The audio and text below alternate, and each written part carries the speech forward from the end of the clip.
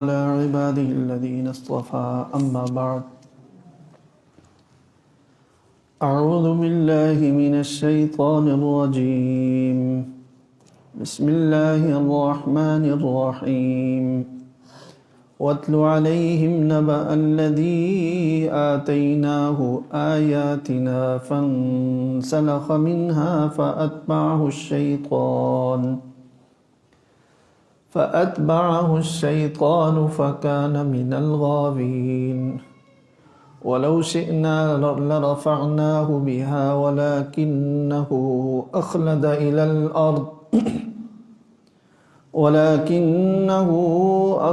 إلى الأرض واتبع هواه فمثله كمثل الكلب إن تحمل عليه يلهث أو تتركه يلهث ذلك مثل القوم الذين كذبوا بآياتنا فاقصص القصص لعلهم يتفكرون۔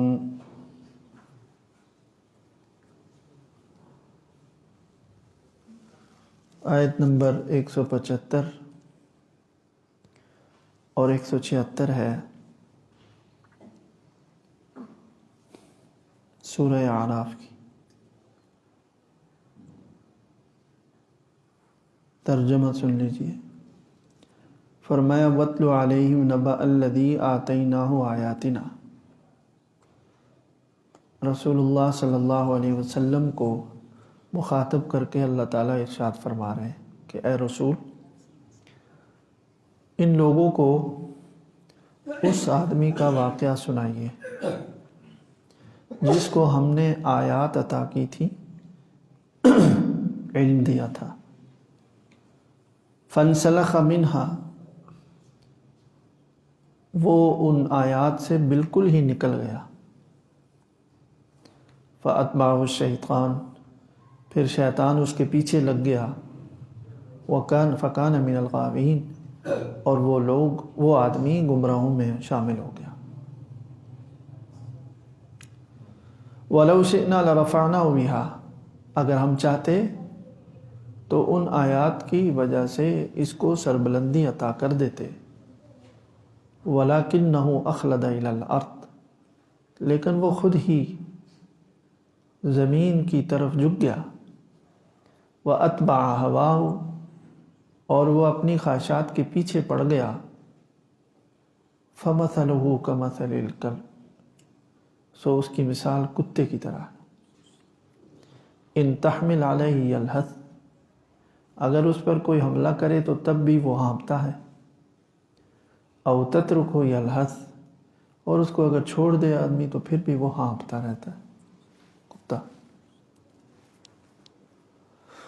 ذالک مثل القوم الذین کذبوا بآیاتنا، یہ مثال ہے ان لوگوں کی جنہوں نے ہماری آیات کو جھٹلایا۔ فَاقْصُصِ الْقَصَصَ، اے نبی ان کو یہ واقعات سناتے رہیے۔ لَعَلَّهُمْ يَتَفَكَّرُونَ، شاید کہ یہ لوگ غور و فکر کرنے لگے ہیں۔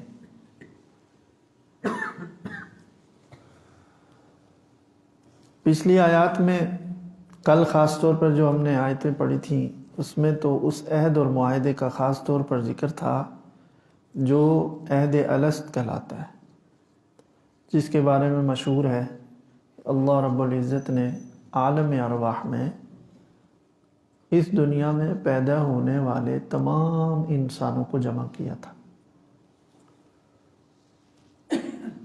ان کو چیونٹیوں جتنا جسم عطا کیا تھا، اور اس جسم میں ان کو وہاں پیدا فرمایا، اور ان سے ایک عہد لیا تھا کہ میں تمہارا رب ہوں یا نہیں۔ اس کو کہتے ہیں ربوبیت کا عہد۔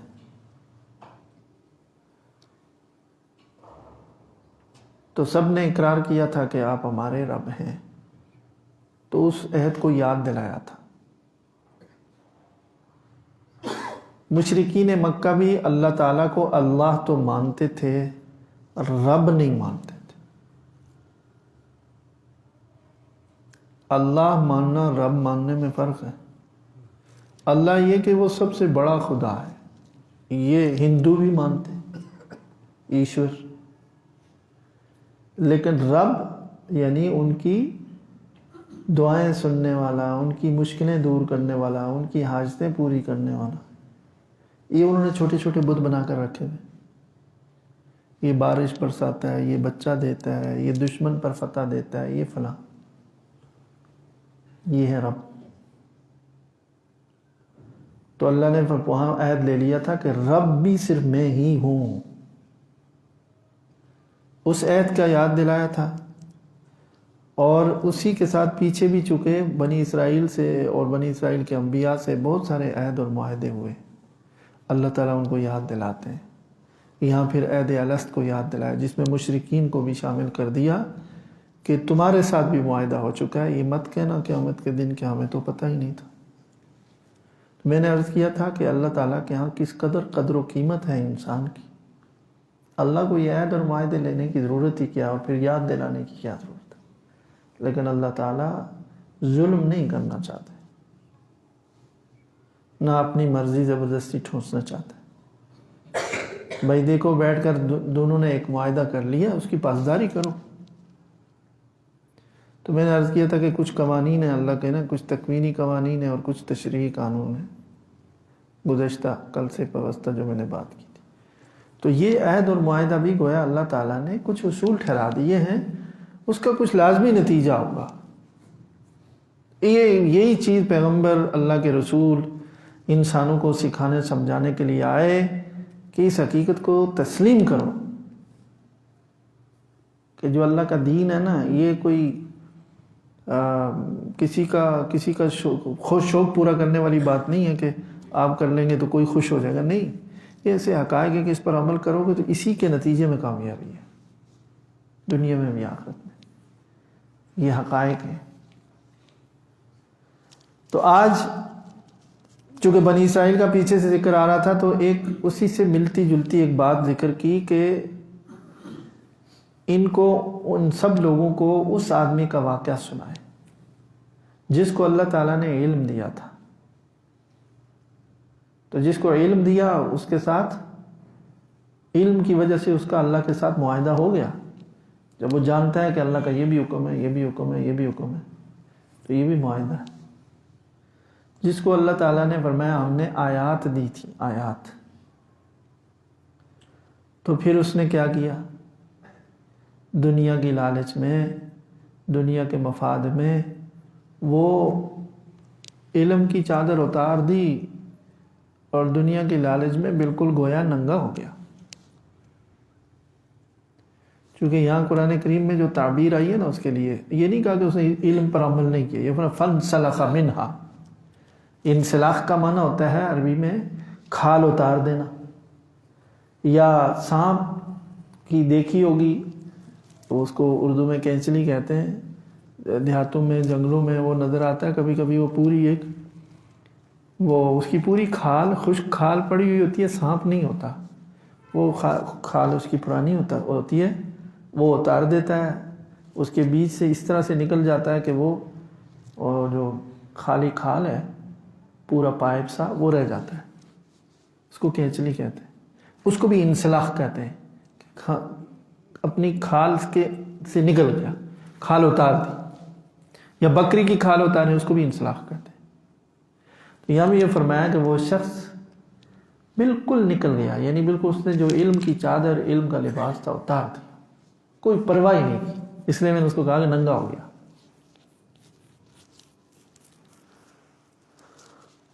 اور جب وہ علم سے ننگا ہوا، علم کو چھوڑ دیا، تو فرمایا اس کے پیچھے شیطان لگ گیا اور پھر وہ گمراہوں میں جا کر شامل ہو. اور آگے فرمایا کہ اس کی مثال اس کتے کی طرح ہے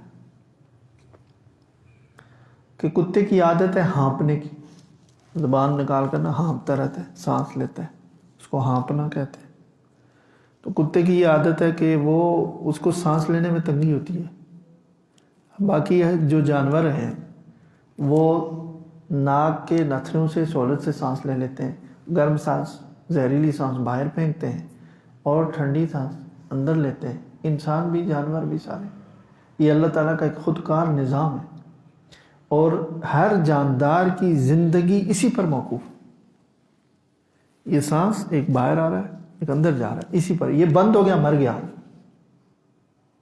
یہ کتنی اہم چیز ہے اور کتنی خطرناک ہے، لیکن اللہ تعالیٰ نے ایسا نظام رکھ دیا کہ ہمیں کوئی تکلیف نہیں ہوتی، سوچنا نہیں پڑتا کہ سانس روک دیں گے تو مر جائیں گے۔ وہ خود کار طریقے سے، وہ بڑی سہولت سے، کوئی مشقت بھی نہیں اٹھانی پڑتی۔ اس نعمت پر شکر نہیں ادا کر سکتا کوئی آدمی۔ اسی لیے بزرگوں نے فرمایا نا کہ شکر ہو ہی نہیں سکتا، کہ ہر سانس پر اللہ کا شکر ادا کرو گے نا تو اگلا سانس اس سے بڑھ جائے گا، ایک اور آ جائے گا، تو کیسے نعمت کا شکر ادا کرو گے؟ یہ ایک سانس کا جانا آنا یہ خود مستقل نعمت ہے۔ تو کتے کا مسئلہ کچھ ایسا اللہ نے اس کا نظام رکھا ہوا ہے کہ وہ، ہاں باقی جو جانور ہیں نا تو وہ زبان عام طور پر نہیں نکالتے، ہاں بہت زیادہ کہیں بوجھ ان پر پڑ گیا، جب بہت تھک گئے تو وہ بھی بعض اوقات ہانپتے ہیں، بعض اوقات ان کا منہ کھل جاتا ہے۔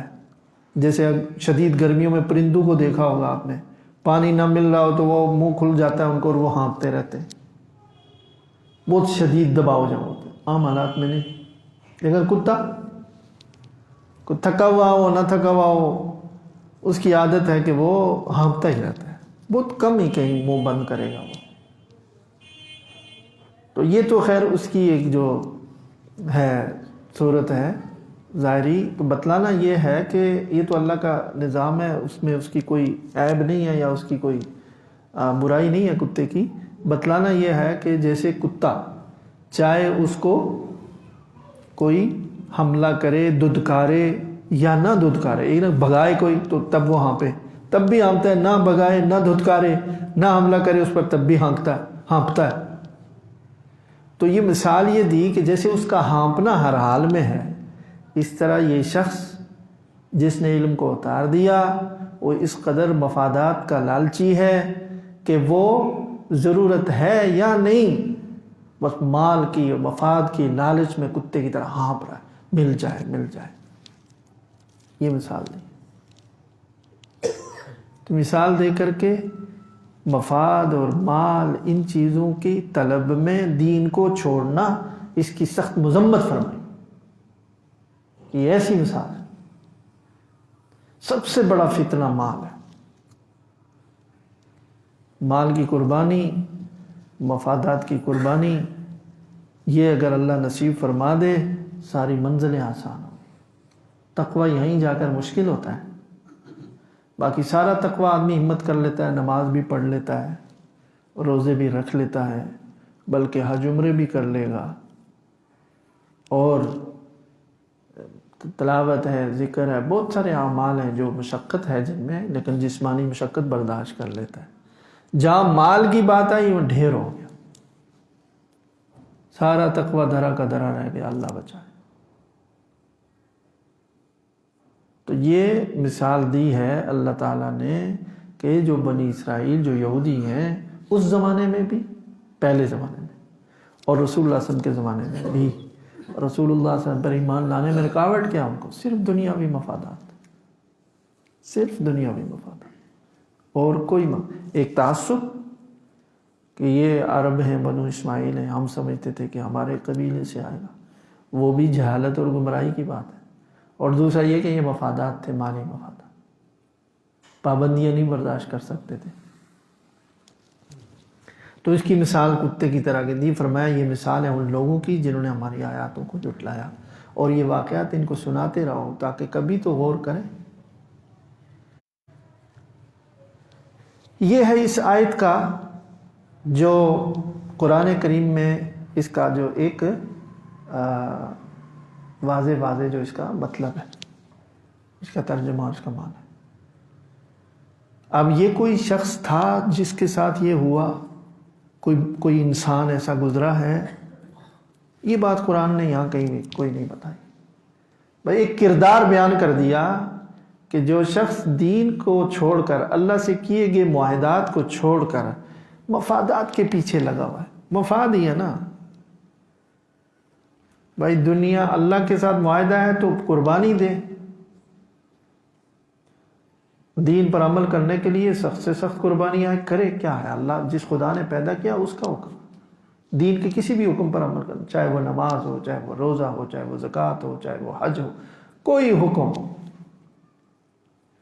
اس کو کرنے کے لیے وہ ہر قربانی دے، اس لیے کہ یہ اللہ سے عہد ہے. لیکن یہ تو عام تو چھوڑے، اللہ کے نبی کی بات کو نہیں مانتے ہیں جو، اور آیات کو جھٹلاتے ہیں دنیا کے فائدے کے لیے. مطلب ان کو جھٹلانے میں کوئی نفع نظر آتا تھا تبھی جھٹلاتے تھے نا، ویسے خام خواہ تھوڑی جھٹلاتے تھے. کوئی گروپ ہے، کوئی اپنا جتھا ہے، کوئی چیزیں ہیں، ایک اپنا سسٹم ہے، ایک نظام ہے، اور اس میں اپنی کوئی کسی عہدے پر بیٹھا ہوا ہے، کوئی وزارت پر، کوئی صدارت پر. یہ میں ایسے نہیں کہہ رہا ہوں آج کے لحاظ سے، کسی پر طنز نہیں کر رہا ہوں، یہ حقیقت ہے. نبی کریم صلی اللہ علیہ وسلم کی نبوت پر ایمان نہ لانا اور ایک دم ڈٹ جانا آپ کے خلاف جو مشرکین مکہ کا رویہ تھا. کون لوگ تھے؟ تمام وہ لوگ تھے جن کو ایک وہاں سماجی سٹیٹس حاصل تھا، اور وہاں کی مکہ کی جو اس وقت کی جو سماجی ایک ڈھانچہ تھا اس میں باقاعدہ یہ عہدے تھے، 10 عہدے تھے. اور مطلب ایسے کوئی جنگلی لوگ نہیں تھے. یہ میں نے پہلے بھی بہت دفعہ عرض کیا ہے، بعض لوگ سمجھتے تھے کوئی جنگلی وحشی، ایسا نہیں ہے. بڑا ان کا ایک سسٹم تھا، ایک نظام تھا، ان کے عہدے تھے، منصب تھے. تو یہ سمجھ گئے کہ رسول اللہ صلی اللہ علیہ وسلم پر ایمان لانے کا مطلب یہ کہ سب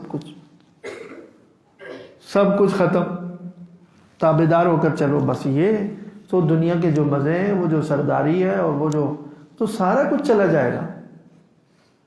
محمد تو کہتے ہیں کہ یہ بھی چھوڑو، یہ بھی چھوڑو، یہ بھی حرام ہے، ظلم بھی نہ کرو، اپنا یہ بھی نہ کرو، اللہ کے بندے بن جاؤ، عبادت بن جاؤ، عبادت کرو، صدقہ کرو، صلہ رحمی کرو، فلاں کرو. وہ سمجھتے تھے کہ بھائی یہ چیزیں ہم سے نہیں ہوتی. تو لہذا روکو اس تحریک کو، اس پیغام کو. تو جو بھی دین سے اور حق سے بگڑتے ہیں نا، ان کو ضرور مفادات ہی ہوتے ہیں، اور تو وہ ایسے تھوڑی ہوتے ہیں. آج جو مغرب اور امریکہ اور ان کی جو ایجنسیاں اور ان کی ساری جو دینی مدارس یا دین یا اسلام کو مختلف عنوانات سے بدنام کرتی ہیں، دہشت گردی ہے اور فلاں ہے اور فلاں ہے، صاف کہتے ہیں ہمارے مفادات کو خطرہ ہے. تب بھی بہت سارے ہمارے مسلمان نہیں سمجھ پا رہے، کہتے ہیں ہمارے مفادات کو خطرہ ہے. آپ مفادات ہی دین حق سے جوڑ لو، کیوں خطرہ ہے بھائی؟ قیادت ہی آپ لے لو، اسلام قبول کرو، حکومتیں کرتے رہو، کون ہوگا آپ سے حکومت چھینتا ہے؟ لیکن شیطان اس طرح نہیں جانے دیتا نا. وہ کہتا ہے بہت ساری خواہشیں بھی چھوڑنی پڑیں گی، غلط کاریاں بھی چھوڑنی پڑیں گی، بدماشیاں بھی چھوڑنی پڑیں گی. تو یہاں میں عرض کر رہا تھا کہ کسی بندے کا، کسی آدمی کا تو نام نہیں ہے، نہ ذکر ہے، ایک کردار بیان کیا اللہ نے. وہ کوئی بھی ہو سکتا ہے. اسی لیے قرآن کریم میں ان چیزوں کے زیادہ پیچھے نہیں پڑا جاتا کہ کون تھا وہ. جو ایک کردار تھا اس کو بیان کر دیا کہ یہ کردار جب بھی ہوگا، جیسے بھی ہوگا، اس کا حشر یہی ہوگا. یہ کردار نہ اپناؤ، ایسے نہ بننا، یہ مقصد ہوتا ہے. تو ویسے اسرائیلی جو روایات ہیں نا، اسرائیلی روایات کا مطلب جو پہلے اہل کتاب یہود اور نصارہ ہیں، ان کی کتابوں میں کچھ مذہبی روایات ہیں تو ان کو اسرائیلی روایات کہتے ہیں. تو بائبل میں بھی ایک روایت ہے، اور حضرت ابن عباس رضی اللہ عنہما سے بھی ایک روایت ہے. اس آیت کے ذیل میں ایک شخص کا واقعہ ذکر کیا ہے. تو اسرائیلی روایات کے بارے میں اصول یہ ہے، نبی کریم صلی اللہ علیہ وسلم نے فرمایا کہ لا تصدقوہ ولا تکذبوہ. اگر اسرائیلی روایات میں سے، تاریخ میں سے کوئی بات آپ تک اگر پہنچتی ہے تو اس کو جھٹلانے کی ضرورت بھی نہیں، اس کی تصدیق کی بھی ضرورت نہیں ہے. تو علماء نے فرمایا کہ اگر اسرائیلی روایات میں کوئی ایسی بات آئے جو قرآن و سنت کے کسی اصول سے نہ ٹکراتی ہو تو اس کے مان لینے میں کوئی حرج نہیں. اگر کوئی معارض نہیں ہے، متصادم نہیں ہے، تو اس کو مان. تو یہ ایک تاریخی واقعہ ہے تو اس کے مان لینے میں کوئی حرج نہیں. ممکن ہے یہ واقعہ ایسا ہوا ہو اور اللہ نے اس کا ذکر تو نہیں کیا لیکن اس کردار کا واضح کر دیا. تو وہ واقعہ تاریخی یہ ہے، اس بنی اسرائیل کے زمانے کا ہی ہے کہ جب حضرت موسیٰ علیہ السلام وادی تیہ میں پہنچ گئے تھے، جہاد کرنے جا رہے تھے، بس یہ واقعہ سنا کر بات ختم کر رہا ہوں. یہ واقعہ بڑا عبرتناک ہے، بڑا ہی عبرتناک واقعہ قصہ ہے یہ.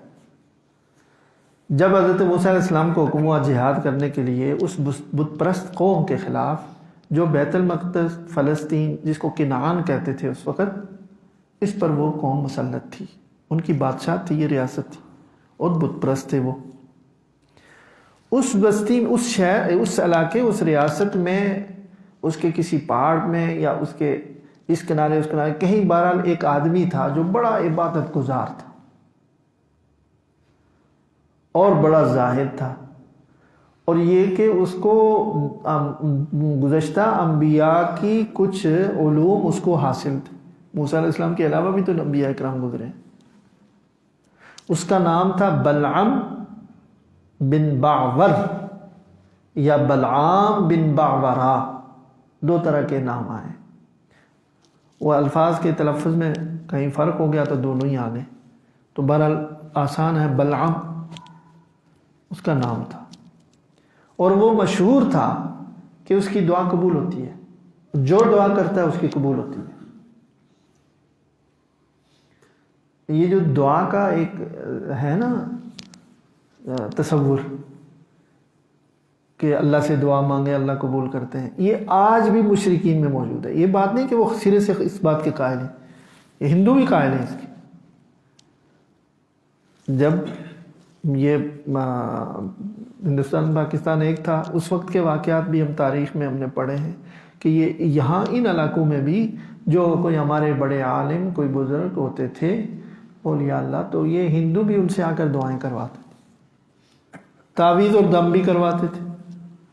ابھی بھی ہندوستان میں جو میری معلومات ہیں ایسے بعض اکابر بزرگ ہیں، ان سے ہندو باقاعدہ جب ملتے کہتے ہیں حضرت دعا فرمائیے ہمارے لیے. تو ان کا ہے تصور. بس مسئلہ کیا ہے؟ وہی کہ دیکھو خالص توحید اختیار کرو. صرف یہ جاننا کہ اللہ بھی ہے اور اس کے ساتھ یہ کافی نہیں ہے، کوئی شائبہ بھی شرک کا نہیں ہونا چاہیے.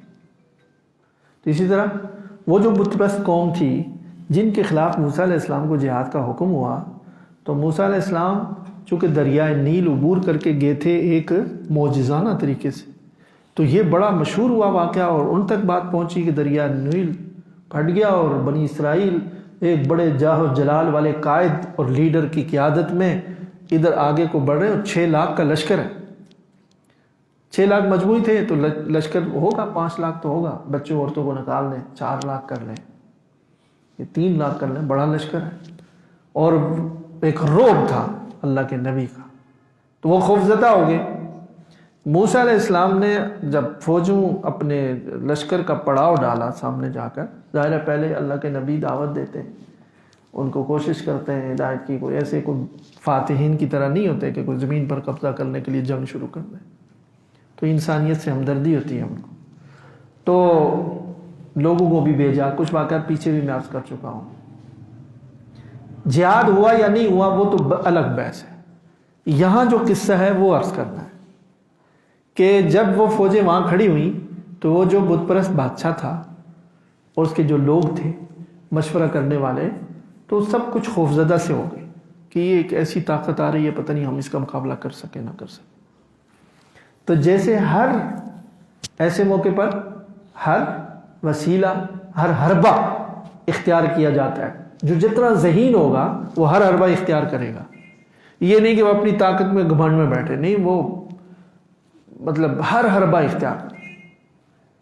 دشمن کے لوگوں کو خریدنا، ان میں پھوٹ ڈالنا، ان کی منت سماجت کرنا، ادھر سے طاقت بھی اپنی بڑھانا، ہر حربہ. تو اسی طرح اس حربے کے تحت وہ جب اس پر سوچتے رہے کیا کریں، تو یہ ایک بھی تجویز سامنے آئی کہ جی بلعام سے دعا کروائیں. وہ ہمارے ملک میں رہتا ہے، سنا بڑا، اس کی دعا قبول ہوتی ہے، تو اس موقع پر دعا بھی کروائیں کہ وہ بد دعا کرے اس لشکر کے اوپر. اگر انہوں نے حملہ کر دیا تو ہمیں خطرہ ہے. تو دیکھیں وہ بد دعا کرانے کے لیے ان کے پاس گئے، بلعام کے پاس. تو بلعام نے کہا کہ تمہیں پتہ بھی ہے کس کے خلاف بد دعا کروا رہے ہو؟ اس کے ساتھ تو خدا کے فرشتے چل رہے ہیں. تو میں ایسا نہیں کر سکتا، وہ اللہ کا نبی ہے، تو میں ان کے خلاف بالکل بد دعا نہیں کر سکتا۔ لوگ چلے گئے، تو جو ایسے لوگ ہوتے ہیں نا، ریاست ہے یا جو اقتدار والے ہیں، وہی بات ہے کہ ہر حربہ اختیار کرتے ہیں۔ اب دوسرے دن مال، دولت، ہدایہ، ایک اور بڑا وفد آ گیا، حضرت کا گھر بھر دیا، ہدایہ کے نام پر رشوت ہے یہ۔ ہدیہ کسی مقصد کے تحت دینا یا مقصد نکالنے کے لیے ہدیہ دینا ہدیہ نہیں، رشوت ہے، حرام ہے۔ ہدیہ تو خالص محبت سے ہوتا ہے، خالصتاً محبت سے۔ ہدیہ دے کر کوئی آگے بات منوا رہے ہیں تو یہ تو بالکل پھر جائز نہیں، ہدیہ وہ واپس کرنا چاہیے۔ یہ ہدیہ الگ رکھو، اب بات کرو، پہلے صحیح ہوئی تو قبول کر لیں گے، ورنہ نہیں۔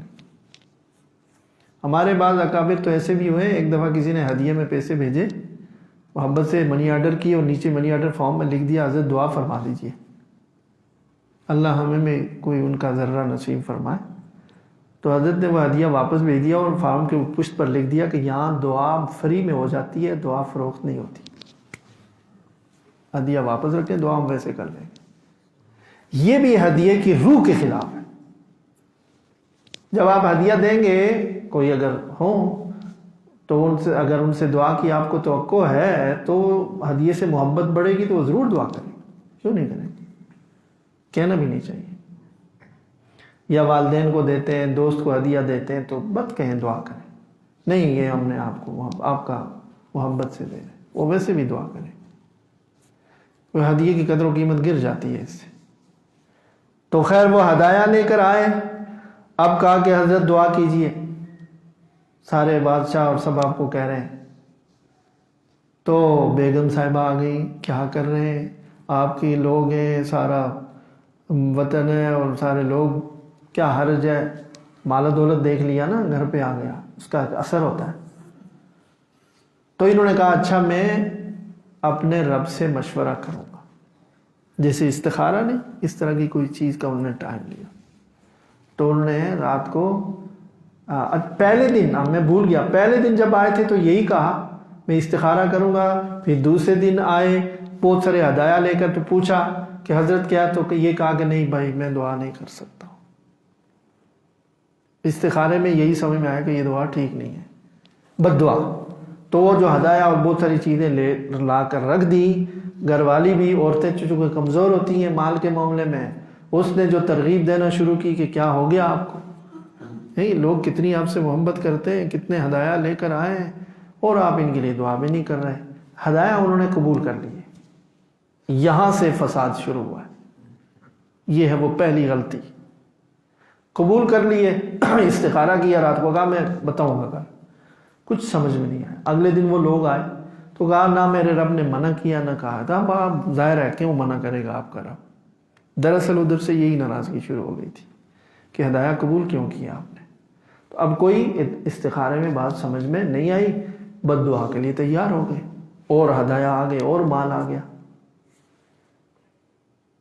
اللہ ایسے فتنے سے بچائے۔ کوئی نہیں کہہ سکتا کہ جی ہمیں کوئی ہدایت دے گا تو ہم تو دین پر ڈٹے رہیں گے، الیاذ باللہ۔ اللہ سے پناہ مانگے کہ اللہ ایسے فتنے میں کسی کو ڈالے ہی نہیں۔ کون دعویٰ کر سکتا اللہ کے ساتھ؟ اتنی بڑی شخصیت، نیک آدمی جو برسوں عبادت گزار ہے، وہ پھنس گیا، الجھ گیا۔ تو اب جو بد دعا شروع کی، بد دعا کرتے ہیں تو وہ جو کلمات بد دعا کے موسیٰ علیہ السلام کے کر رہے ہیں، تو موسیٰ علیہ السلام کے نام نکلنے کے بجائے اپنی اس قوم کا نام نکلتا ہے کہ یا اللہ ان کو تباہ کر دے۔ نام لیتے ہیں نا بنی اسرائیل کو، تو وہ اپنی قوم کا منہ سے زبان سے ہے کہ اس کو تباہ کر دے۔ لوگ کہتے ہیں کیا کر رہے ہیں آپ؟ کہہ رہے ہیں بھائی میں تو، میری قدرت پہ طاقت میں نہیں ہے، میری زبان سے یہی نکل رہا ہے۔ یہ کرتے کرتے زبان لڑک گئی، اسی کشمکش میں وہ دعا کرنے کی کوئی ابھی بھی مہلت تھی کہ رک جاؤ، چونکہ زبان پر وہ الفاظ جاری نہیں ہو رہے، تو یہ بھی تنبیہ ہے، لیکن وہ باز نہیں آئے، پھر کوشش کر رہے ہیں، تو کرتے کرتے زبان کیا ہو گئی؟ لٹک گئی، لٹکتے لٹکتے لٹکتے سینے تک۔ تو جیسے کتا ہانپتا ہے نا تو زبان اس کی اوپر نیچے ہوتی ہے، اس طرح سے ہونے لگی، چونکہ سانس تو لے رہے تھے۔ اس بدبختی جب سوار ہو گئی نا، فَأَتْبَعَهُ الشَّيْطَانُ، اب شیطان اس کے پیچھے لگ گیا، تو اب وہ توبہ کی طرف سوچنے ہی نہیں دیتا. اگلی بات، اب وہ بھی ایک طرح سے ضد میں آ گیا. اس نے کہا ایک دعا تو میری قبول نہیں ہوئی، لیکن میں ایک بات آپ کو بتاتا ہوں. اسی طرح اس نے کہا وہ کام کر دو تو یہ لوگ پسپا ہو جائیں گے، یہ کچھ آپ کو نقصان نہیں پہنچائیں گے. اس نے ایسی کیا کیسے بتاؤں میں. اس نے کہا اپنی ساری جو قوم ہے ان کی نوجوان عورتوں کو ان کے خیموں میں بھیج دو اور ان کو سمجھا کر بھیجو کہ وہ جو کچھ بھی تمہارے ساتھ کرے کسی نے انکار نہیں کرنا ہے. جب وہ اگر برائی میں اور زنا اور بدکاری میں مبتلا ہوں گے تو جس قوم میں زنا اور بدکاری ہوتی ہے اللہ کی مدد اس سے اٹھ جاتی ہے. تو یہ ایک فارمولہ میں بتاتا ہوں. دیکھیں دین سے نکلنے کے باوجود وہ یہ قانون جانتا تھا کہ پھر ان کے اندر کیا ہوگا، اللہ کی مدد اور نصرت ان سے اٹھ جائے گی. کہ میری بددعا تو نہیں، اس پر تو میں قادر ہی نہیں ہوں، لیکن یہ کام کرو. تو انہوں نے ایسا ہی کیا، ایسا ہی کیا اور ایسا ہی رزلٹ ہوا. بنی اسرائیل کے کچھ لوگ بہکے اور ان سے بدکاری سرزد ہوئی اور طاعون پھیل گیا. موسیٰ علیہ السلام کو وحی ہوئی کہ تمہاری قوم نے یہ غلط کاری کر دی ہے. 70,000 بنی اسرائیلی طاعون کی بیماری سے مر گئے اور وہ کیمپ وہاں سے اٹھا کر پیچھے لانا پڑا، نہیں حملہ کر سکے. تو وہ الگ قصہ ہے بنی اسرائیل سے. میں کہہ رہا ہوں یہاں تو صرف اس کا بتایا کہ دیکھیں دنیا کے مفاد اور لالچ کے لیے دین سے علم کی چادر ہی اتار پھینکی. بھائی تمہیں دین کیا کہتا ہے، تمہیں علم کیا کہتا ہے، وہ چھوڑ دیا. تو یہ ایک مثال دیا، یہ واقعہ اس زمانے میں ہو گزرا ہے. تو قرآن نے بتایا کہ ہر آدمی اپنی اپنی جگہ پر سوچے، کہیں بلعام بن باور نہ بنے. تو کتنی باتیں معلوم ہوئی. نمبر 1، کسی کو اپنے علم پر، اپنے تقوی پر، اپنی نیکی پر، اپنی عبادت پر کبھی ناز نہیں کرنا چاہیے. ایک سبق تو یہ ملتا ہے. بلعام بن باور کتنا عظیم الشان شخصیت تھی، لیکن کہاں پہنچ گیا. نمبر 2، جس کو اللہ کچھ دین کی سمجھ دے دے اور کچھ علم دے دے اور عبادت کی اور طاعت کی توفیق دے دے، اس کو زیادہ محتاط رہنا چاہیے، حساس رہنا چاہیے کہ کوئی ایسے کام نہ کرے کہیں اللہ کی گرفت میں آئے تو پھر سخت گرفت میں آئے گا. چونکہ اس کو ایک روشنی اللہ تعالیٰ دکھا چکے ہیں. تو وہ اگر نظر انداز کر دے گا اس سمجھ کو، اس روشنی کو جو اللہ نے اس کو عطا کی ہے دین کی. کوئی عبادت کی طرف آتا ہے، نیکی کی طرف آتا ہے تو یہ اللہ کی طرف سے کچھ ہدایت ہے جب ہی کر رہا ہے نا. اب اس کو پسے پوچھ ڈال دیا اور کسی غلط کاری میں مبتلا ہو گیا، غلط کام میں، اللہ کے دین کو چھوڑ دیا، تو وہ زیادہ بڑی گرفت میں آ سکتا ہے. تو دوسرے نمبر پر یہ ہے کہ جس کو اللہ دین کی سمجھ دے دے تو اب اس کو زیادہ محتاط اور حساس رہنا چاہیے. تیسرے نمبر پر یہ ہے کہ ایسے لوگوں سے تعلقات اور نرم رویہ اور ان کے ساتھ سے بھی بچو جو تمہارے دین کو خراب کر سکتے ہیں.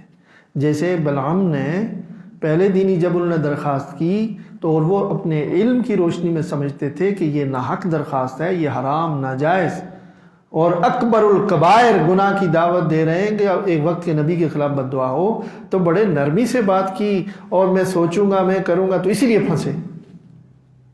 جب کسی بات کا پتہ ہو کہ بالکل غلط ہے تو پہلے ہی تعلق ختم کہ اس سلسلے میں ہماری آپ کی کوئی دوستی تعلق ہے، تب بچے گا نہیں.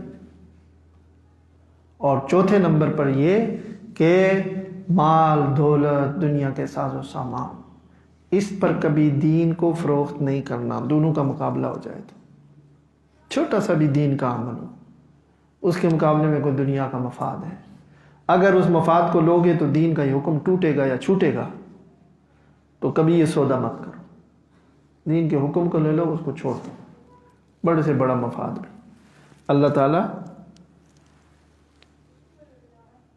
خیر الرازقین ہے اور اللہ تعالیٰ اپنے اوپر بھروسہ کرنے والوں کو، توکل کرنے والوں کے لیے کافی ہے. اس سے بے شمار واقعات ہیں.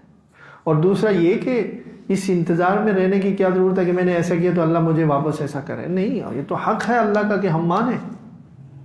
بھائی مزہ ہی جب ہے کہ ہمیں کوئی اس کے بدلے میں ہم اللہ سے بھی کچھ نہیں چاہتے ہیں.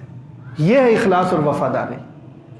ہم یہ حق سمجھتے ہیں خدا کا، ہم یہ حق سمجھتے ہیں ایمان کا کہ جب ایمان لائے ہیں تو مفاد کیا چیز ہے. اللہ تعالیٰ مجھے بھی جو میں الفاظ کہہ رہا ہوں نا میرے دل میں بھی ڈال دے کہیں کسی فتنے میں نہ چلے جائیں، کسی آزمائش میں اللہ کی پناہ ہے۔ تو اصل یہ ہے کوئی غرض نہ ہو۔ اللہ تعالی ہم سب کو صحیح دین پر چلنے کی توفیق عطا فرمائے اور فتنوں سے محفوظ فرمائے۔ وآخر دعوانا الحمدللہ۔